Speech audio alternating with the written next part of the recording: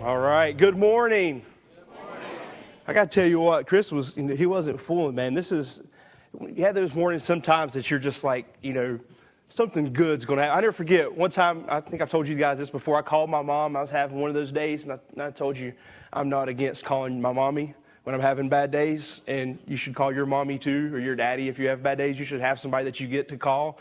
And I can remember calling my mommy one time, and I was having just one of those just horrible days. Stuff was blowing up, like literally, right? Like air conditioners and everything. I had a lot of air conditioner problems. I should get a better HVAC guy, I'm thinking, right? But everything that could, would, and did happen, right? And I just remember sitting there, and I remember calling my mom and just venting to mom. And I was like, this is it. And she said, man, God's just really getting ready to do something awesome.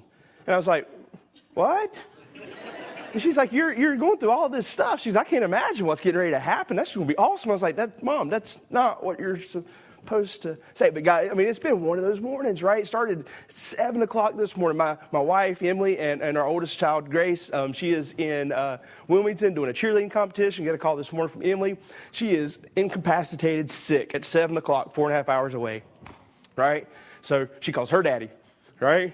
She called me first, and I talked to her and stuff, but I'm a little busy.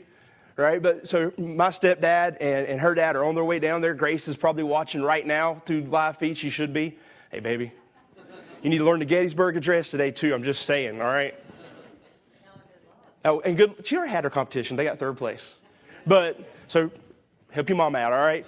So all this, just everything that can would. Just it's crazy. It's just that life is. And I remember thinking, and Chris and I were talking about it. He says, man, I just can't wait to see what God's going to do today, because God has a word for you guys. He's definitely had a word for me through this series.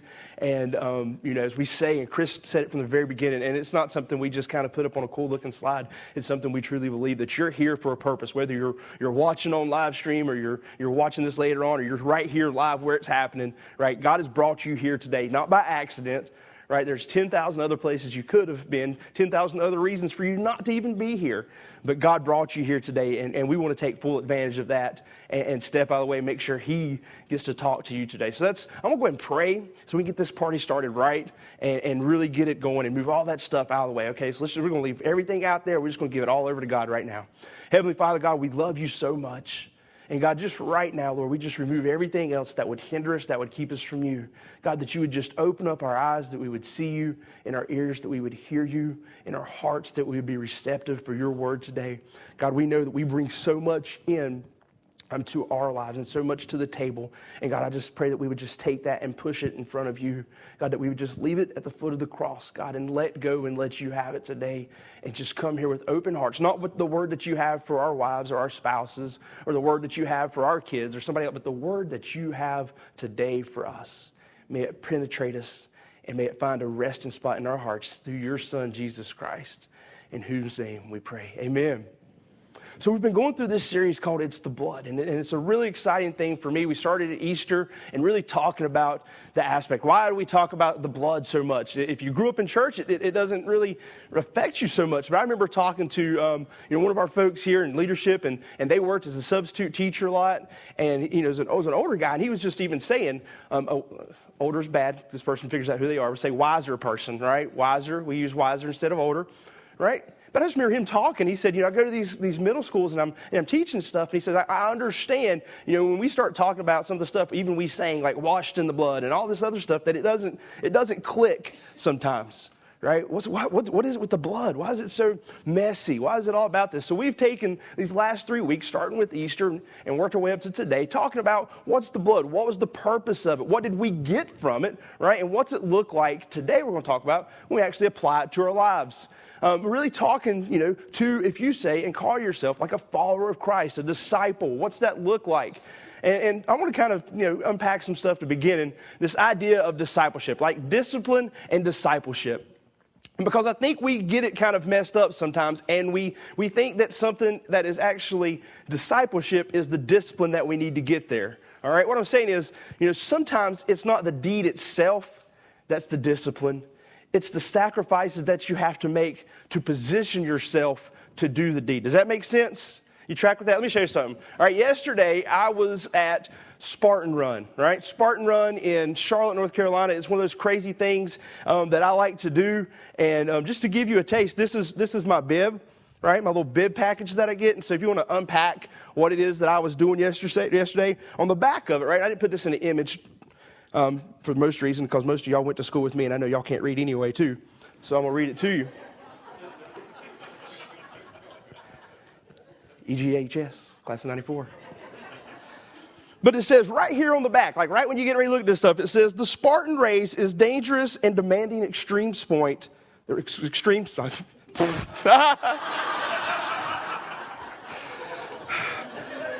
Sometimes this stuff just takes care of itself. I digress. I got glasses on and everything now. The Spartan race is dangerous and demanding extreme sporting/racing event. And this is in big, huge, bold type font. There is a real possibility that you, underline, may die. Or, not underlined, catastrophically be injured. So this is what you get when you welcome. This is what I ran yesterday. This is the crew that I ran with yesterday. I had a great group of guys from your left to your right when you see them. A guy named Larry, a guy named Sean, myself, and a guy named Justin. Just a great group of guys. All right, and we all ran this race together, and it was a fun race. And you see the next, when you get through and you make the race, they give you look at that mean mug, right? Look how much changes in a day. Some of you are like, that's what's different. Thank you for noticing. Jeez, right? But here it is, right? So when you finish the Spartan race, this is awesome. You get this really cool medal, right? And I said I was going to wear it the whole time I preached, but I'm tired and it's really heavy, right? But it's an awesome little thing. It says right there, it's got the Spartan race on it. And then some of y'all might get mad about that. I'll just move it over here. Jeez. But you get this really cool T-shirt, right? And on the back, it says finisher, right? Finisher. That's like, man, I finished this race.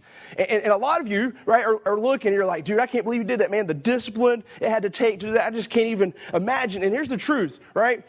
There wasn't that much discipline in Jay's training, okay? That's why Jay hurts a little bit this morning, because I should have disciplined a little bit more. Right? But when you look and you see that and you start thinking, man, I can't believe you did. I can't believe. Here's the thing. I was just a finisher. Okay? There's different levels within this race. There's this one crew of people, all right, that are called elites. All right? They are elite athletes. Nobody's ever going to be like, elite athlete. I'm not mistaken for that. I don't have to worry about that. I understand, right? But I am not an elite athlete. These guys are elite. Give me perspective, right? 2 hours and 15 minutes is what it took us to run through a 6-mile course of 25, 26 obstacles, all right? Kind of perspective for me is I usually run a half marathon in 2 hours and 15 minutes, which is 13.1 miles, all right? Elite athletes, the first place finisher, 2 hours, 15 minutes, not elite, 45 minutes. So it makes my non-elite status look even more non-elite, right? So there's these different things. So here's the thing, right? Going through the event itself required discipline to itself. Just to finish. Man, if you finish a Spartan race, if you finish a 5K, if you finish something that you set out to accomplish, just doing that, dude, get the shirt, wear the medal. Nobody's ever going to take that away from me, okay? I've done a lot of races, got a lot of medals from those races. I'm not finishing in the front. I've 2 goals. Y'all know this when I started running. 2 goals. Don't be last and don't die. And not in that order. Okay? That's just the way I roll. So every time I live through another one of these, I'm excited. Right? I will tell people I'll wear my finisher shirt and I'll be excited that I'm a finisher. And you should be if you finish something that you did. However, I should not and I am not satisfied at just being a finisher. Right? There's different levels. We already talked about the fact that we want to go back and we want to do this again. We want to beat our time. We want to go there with the focus of beating our time. Every time I run a race, I say, I want to beat the time that I had the last time in that race. I'm going to be just a finisher, but guess what? I'm going to be a finisher who did it better than he did last time.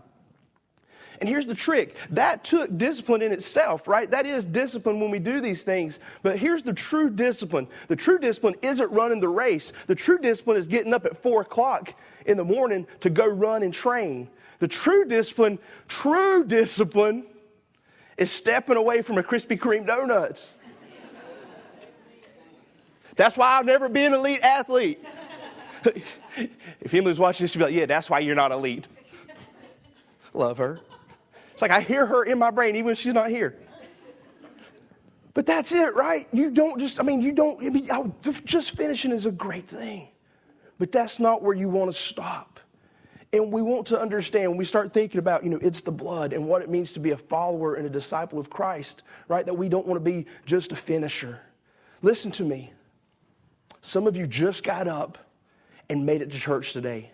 And that is a huge accomplishment. Like I told you, my wife's out of town. It was just Kate and I, right? I'm getting to sick. Nobody take pictures and send to Emily what he looks like this morning because she didn't lay out any outfit or nothing. So we just kind of, I was like, what do you want to wear? All right, put those. Yeah, that's fine, man. I don't care, right? I understand. Just coming to church today, you finished, right? And when you come through, when you go through the process, I want you to understand that that's not just what we want you to do. That every single day, right? God has wants you, desires. Even if you've been a follower of Christ for 5 minutes or 50 years, or today is the day that you start that journey. There's always next steps that you want to take. Let me show you something. Like when you come to Tuckasegee, right? We talk about next steps, right? When you ask Jesus into your heart, we give you a Bible, right? When you get baptized, we give you a T-shirt, right? When you join the church and come a partner with us, we got a class, and we give you stickers to put on your car and all that stuff. And all these things are great. And I love seeing stickers, and I love seeing you in your shirts, and I love seeing all those things. But don't be satisfied just getting a T-shirt. Don't be satisfied just being a finisher. So what's that look like? What's that look like for us as we start to move forward and we think about what's the blood? When we start to really understand, we've been talking about, right, why Jesus had to die, the sin that separates us from him. We've been talking about what that gives us, the joy that we have, the peace, the power, the growth, and the relationship that we have, right? But what's that look like when we strive to truly be a follower of Christ? And Jesus talks about this to the disciples, and we're going to read it in our scripture today, but I think it can be best summed up in this kind of 3-word phrase: death to self. Death to self. Maybe a better way to say that for us is, it's not about me. It's not about me. If you will, let's stand. We're going to read and hear Jesus kind of unpack what it looks like to be one of his followers. And it's there in your notes and up on our screens. Luke chapter 9. If you grew up in church and spent any time in church, this is going to be a pretty famous verse to you. Chapter 9, 23 through 25.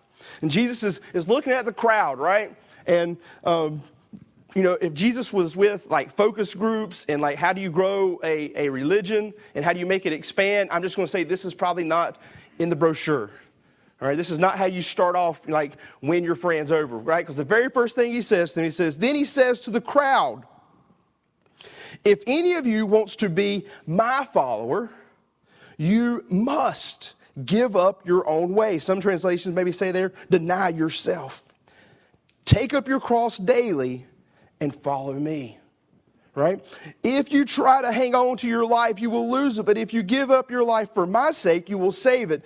And what do you benefit if you gain the whole world, but you yourself are lost or destroyed? See, Jesus right off the bat is laying down the gauntlet. What's it look like to be more than just a follower? Right? What's it look like to be more than just somebody that's out there doing it? He says, really true discipleship is stepping out with me. He says right here off the bat, right? Give up yourself. Give up your own way. Pick up your cross and follow me. Let's pray. Heavenly Father, God, we thank you for your word. We thank you that it is sharper than a double-edged sword. We thank you for the Spirit that convinces and convicts us even now as your word is spoken. God, we pray that you would continue to move through this service, open up our eyes that we would see you as always, our ears that we would hear you, and our hearts that we would receive your word through Jesus Christ. Amen. You may be seated. So right off the bat, Jesus gives us the example and the expectation. Right off the bat, he's saying, this is what it is to be my follower. Now listen, right? If I'm like in a focus group and I'm trying to talk to people, I'm not going to say this. When you hear this, you're like, all right, Jesus says, if you're going to be my followers, talking to the crowd, and they're like, shh, listen, hey, what's he going to say? Deny yourself. Okay, I can do that, right? We all think we can. right? Deny yourself. How many of you been on a diet? How many of you failed? How'd that denying yourself work out for you, right? But we like to think we can. So we look at that and we say, okay, yeah, I got this. And then he goes, and pick up your cross and follow me. And they're like, okay, pick up your cross. Well, hey, what do you say? You got cross? I got cross. You see, when we're talking about the blood, we got to understand in their culture, when he said that, they knew what he was talking about. Because daily, right, they would see thieves and robbers, convicts, murderers, violent criminals carrying a cross, walking up to the place of the skull to be crucified, right? Weekly, daily, if not weekly, they saw this. They would watch it going on. It's not too far a stretch to think, even while Jesus was talking this and saying this, that there was some guys carrying their crosses, all right? And they had a mental picture that I don't think we grab. And that's why we talked about It's the Blood so much, because I want you to grab that mental picture of what Jesus is saying. So right off the bat, he's giving us the example and the expectation. Christ's life and his death serve as both an example and the expectation of his followers. If any of you wants to be my follower, this is what it looks like. My life, Jesus says. Follow me, what I did. Right? He would tell his disciples in John 15, 12 and 13. He said to them, right, the great commandment that I give to you. Right? This commandment that he gives. Sorry, let me flip to it. There it is. I need that sometimes too. This is my commandment, right? Love each other in the same way that I've loved you. There is no greater love than to lay down one's life for one's friends. This was what Jesus did for us and what he said he expects from us as followers of him. This is what it is. This is what we're to do. Love is the cross. And you've heard this before. For me, I talk about this all the time because I think when it comes to like dying for somebody, like we all like to think that we're kind of like, cool with that we could actually, rescue somebody. We like to think, kind of like our inner like superhero. If somebody was dying, I would go in there, I'd give up my life, I'd push the kid out of the way of the car, or I'd run into the burning building, and I would do that, man, because I love people, and I would do that. And if something was happening, I would try to rescue them, because we like to think of ourselves as good people, right? And then we think about this aspect, though. How many of you would run in to the burning building to rescue your worst enemy, right? Right, and some of you, that's a big deal, right? That's somebody that hurt you, that's abused you, or something like that, or even maybe just the person that cut you off in traffic or drove 35 miles an hour on Highway 27 on the way up here today. Happens a lot, I'm just saying. But we're willing to say that, but then when we start putting, stipulations on it, we start thinking maybe not as much. But I take it even deeper than that. I think what Jesus is talking about for us too is not just is laying down your life, but is living for somebody else. Actually living for them. That means putting their needs ahead of your own, right? Putting their wants ahead of yours. Putting their life and their priorities above your own priorities and things that you are. This is the example and expectation. And what we start to see is that when Jesus died for me, right, he showed me how I can and how I should live for others. Greater love hath no man than this, that he would lay down his life. That's the expectation, right? When we see this, in dying for me, he gave me the example. Well, what's his example? In Philippians 2, we see this, right? Paul said, don't be selfish. Don't try to impress others. Be humble, thinking of others as better than yourselves. Don't look only for your own interest, but take an interest in others as well. Paul's going through and says, you must have this same attitude of Christ. And I didn't put this in your notes, but I want you to hear this. He says, this is the attitude that he had. In verses 6, he says, though he was God, he did not think of equality with God something to cling to. Instead, he gave up his divine privileges, took on the humble position of a slave, and was born as a human being. When he appeared in human form, he humbled himself in obedience to God and died a criminal's death on the cross. Humility. Sitting in your notes, but in James chapter 4, James, who is the brother of Jesus, writing to the church, most people believe, and Scripture tells us that James was the head of the early church. He was kind of the main guy at the front of the church. He was the leader at the beginning of the early church, right? And he was writing to these people, and he was talking to them. And in James chapter 4, he says, why are there problems and troubles, right? Which really gave me a lot of, when I started off, right, we started off with the church and doing a church turnaround, those things, I felt really good about myself, because you start to think, man, we're the only church that ever has these problems, right? And you look in the Bible and you see 2,000 years ago, they were having the same problems. But can I tell you something? The same reason for the problems is the same reason for the problems today. Because in James chapter 4, James says, why do you have these problems again with every day? He says, you have them because of you and your own selfishness, right? Because it's always about me. What's going on? What's this about? I need this. I need this. And he's saying, you got to push that away, right? We are by nature selfish people. We are. That's why Jesus said, you got to die to yourself. We have to die to ourselves to change that nature. That's what we're talking about today. When we talk about a relationship with Jesus, it's not just adding to you and making you a little bit better. It's a complete new you. Why? Because you in yourself will always be selfish. It's why even in a place where we should all be the happiest about God, where we should all be the most focused on Jesus, right? We get focused on ourselves. It's the little things that lead to the big things that is discipleship. And we see that. And Paul's saying, you got to have the same attitude Christ Jesus had. Expectation and example was laid out on the cross for us all. You see, our lives start to become more and more self-centered when we allow the extraordinary to become ordinary. What do I mean by that?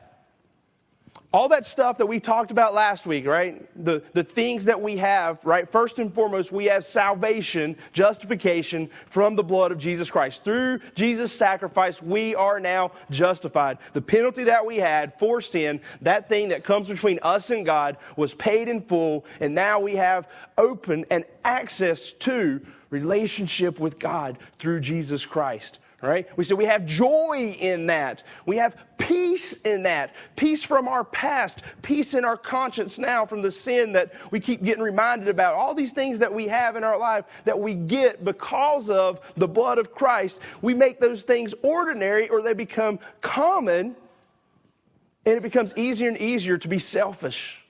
You see, when you're focused on everything Jesus did for you, if He is your example and He is the expectation, right, and you are focused on what He did for you, you can't help but live for other people.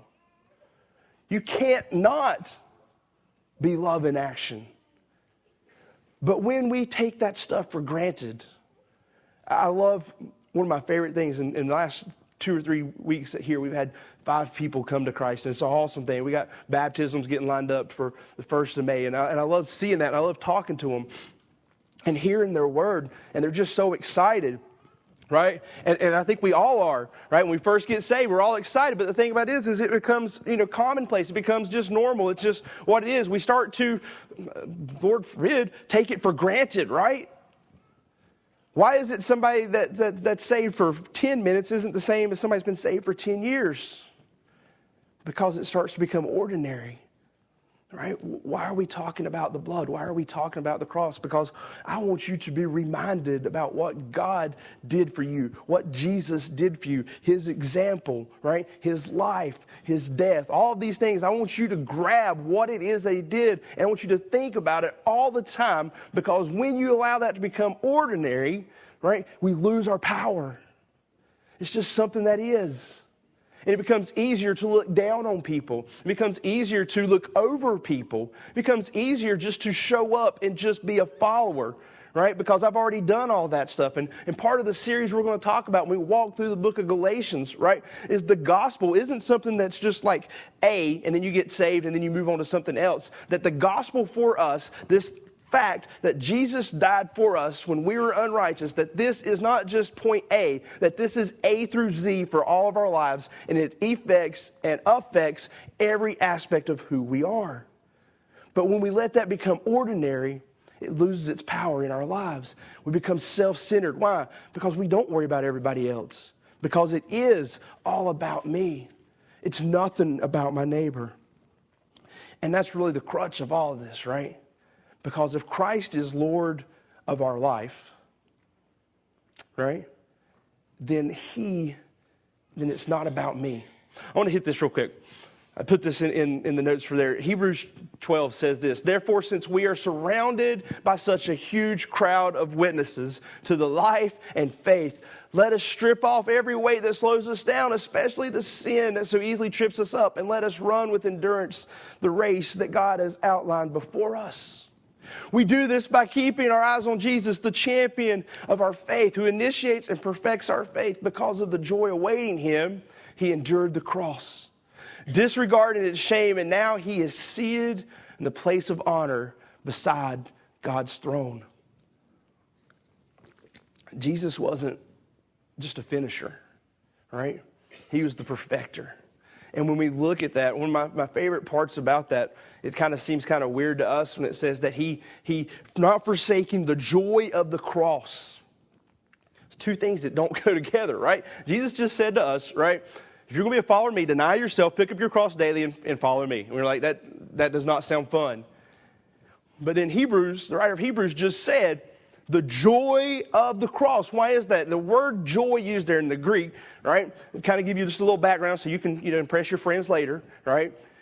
It's the same word that's used for birth pangs, all right? It's the same word. That word joy there is the same word that would be used to describe the birth pangs that a mother goes through, right? And I've told you before that I am not allowed in any way, shape, or form to speak about the pains of childbearing because I have not bore a child. This is reminded by my wife often, right, every time I bring this point up. So I'm not trying in any way, ladies, to say or place myself in understanding your pain. I'm just making an illustration here, okay?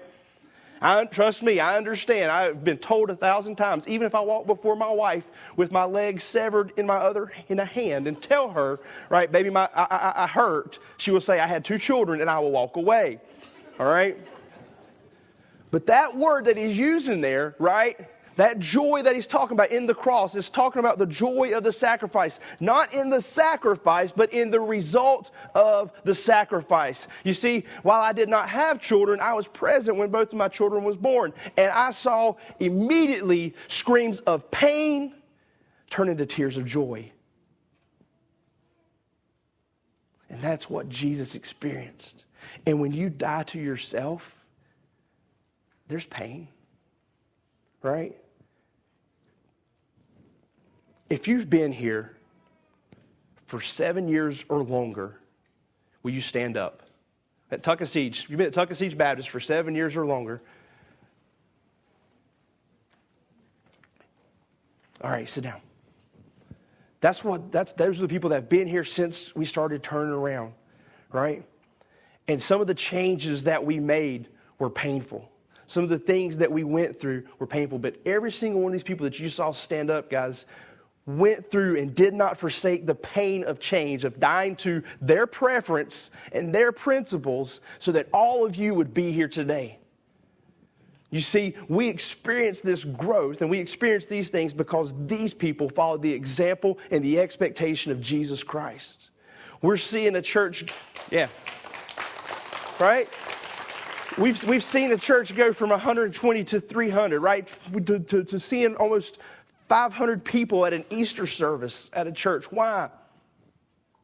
When it's not about me. My thing is this, right? My thing is this. Let's not make this ordinary. Let's not let this come down and start turning into something that's not about me. Paul said this in Galatians 2:20. He said, I have been crucified with Christ. It's no longer I who live, but Christ who lives in me. So I live in this earthly body by trusting the Son of God who loved me and gave himself for me. I do not live, but he in me. How do we make something that was a preference, something that we took as a principle even, how do we allow that to even be changed or move in our lives? Because it's not me. It's a transformation. It's Christ in me. And it's such a beautiful thing when we see it walking through. And so as we kind of pull this all together, right, and put a bow on our series this week, I want you to start thinking, right, this thing. And I saw this from a friend's post this week, and I was like, dude, I say this all the time, and this is like my sermon. So I was like, cred, right? I borrowed this from you. The idea is always easier than the follow through.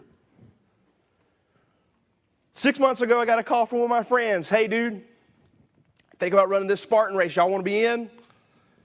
Shoot, man, Spartan race. I looked at the videos. Man, this looks cool, right? Sign me up. Got a code and everything, man. I got a little discount. Man, I signed up, right? The thought of it was really easy. And then I flipped my calendar to April because there wasn't no reminders in January through March. And I saw April the 9th, and I went, oh, there is some commitment due to this concept that I liked. You see, guys, being more than just a follower, right? Being more than just somebody who is just a finisher, rather. Just finishing is a great idea. Right now, y'all are all like, man, you're pumped up. You're like, I'm not doing this, man. I'm not going to be just a hearer. I'm going to be a doer. I'm going to be out there. I'm going to die to myself. I'm ready to do this. I'm all into it. And what's cool, or what you got is like the thought of it is not the hard part. It's the follow through. Getting the t-shirt was hard.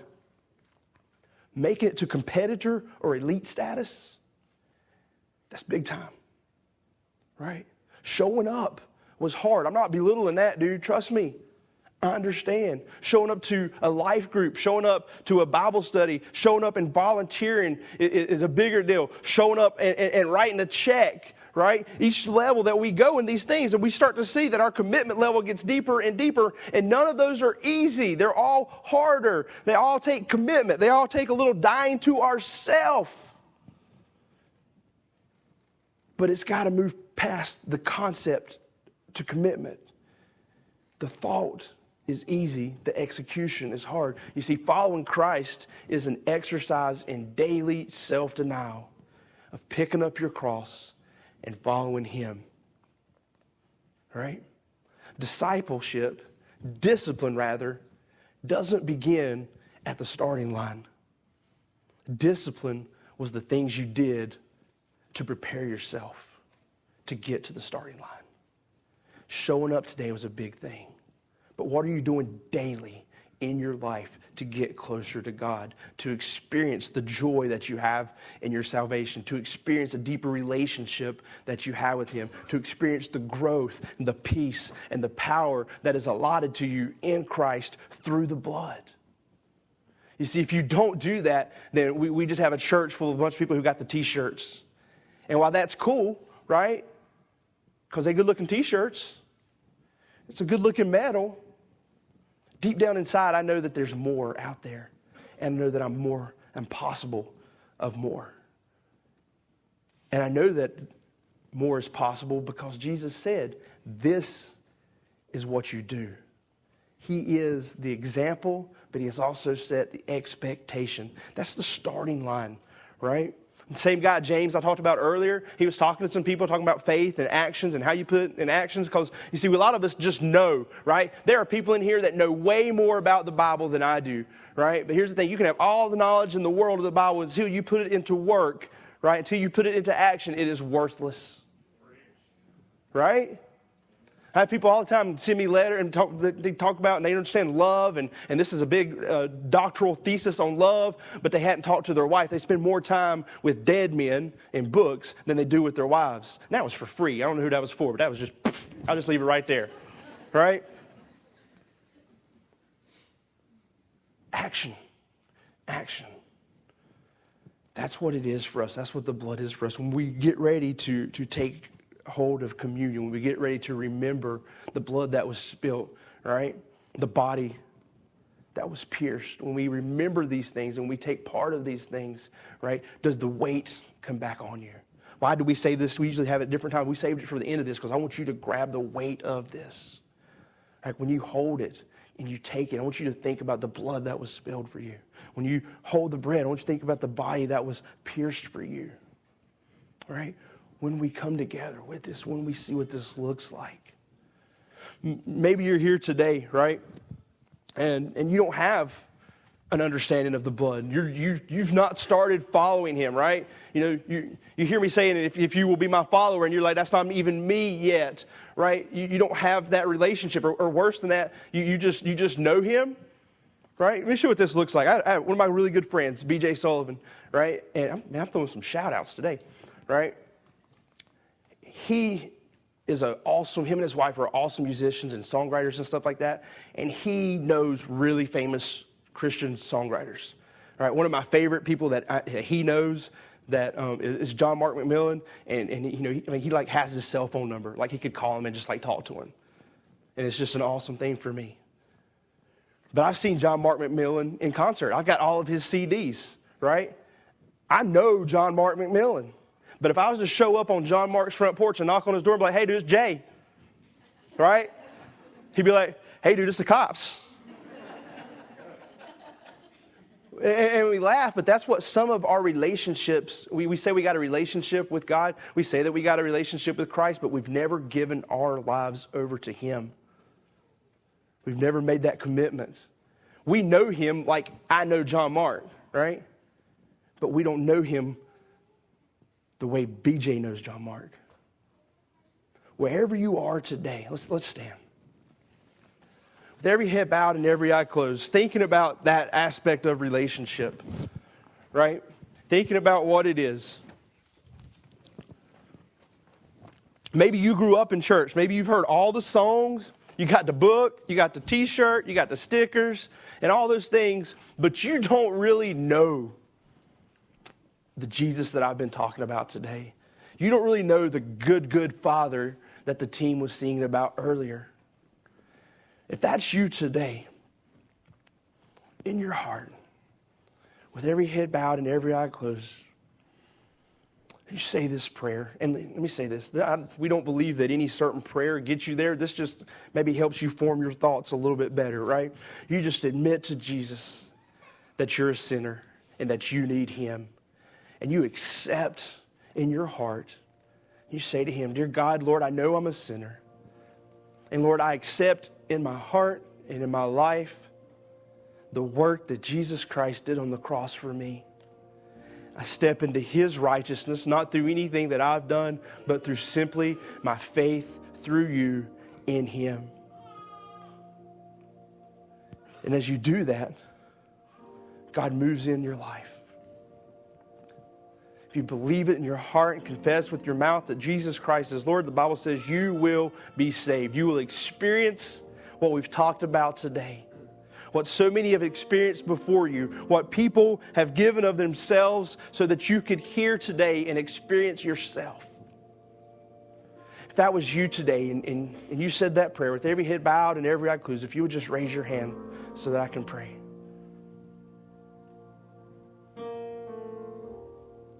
Thank you. Maybe you're here today and you got your finisher's t-shirt a long time ago and you've just been living off old medals from the past and a t-shirt that just said, hey, I showed up. And maybe today is the day that you need to commit your life to become elite. Right? There's no works to get there, but there's works after it. And here's the thing, right? Here's the thing. You want to. Why? Because you understand what He sacrificed for you. Maybe you've let the extraordinary become ordinary in your life. I'm telling you, that's probably the most pitiful state that you could be in. To have something and not understand what you have. Maybe you're here today and you've stepped up your game. You've decided, I'm going to be more than just a finisher. And right now, it's really hard. It's really difficult because everything that can and will happen has happened to me today. Jay, you don't know all this stuff, and you're right. I don't know everything that's going on in your life that is keeping you from that, Lord. But I'm here to tell you that God does, and He has said and calls out to you to come to Him who are weary and heavy laden with burdens. And God says, give it to me. Give me that thing, that stuff. I want to encourage you as you continue to do that it's always going to be difficult. It is going to be hard. Sacrifice isn't easy. Being more than just a finisher requires discipline. And discipline isn't just showing up. It's all the stuff that leads you to where you showed up. Heavenly Father, we are here before you, those who are coming to know you today, those who have known you are starting to glorify you again, and God, those who are trying to follow you, bearing our cross. God, so many of us come before you with a weight that's too hard to bear. And Father, I just pray that you would strengthen them, that you would remind them that you love them, that you have not left them, nor have you forsaken them. That as you were with the prophets of old, you are with them now. God, that as we cry out to you in this moment, you don't see hundreds of people, you see individual hearts. And God, as we bring this to a head, as we bring this to a close, God, I pray that this would not be the end, but the beginning for what happens. Because God, there's no limit to what you can do with a church full of people who aren't satisfied just being finishers. And it's through your Son, Jesus Christ, that we claim this victory, that we claim the strength, that we move forward in the things that we do. Him in us. Amen.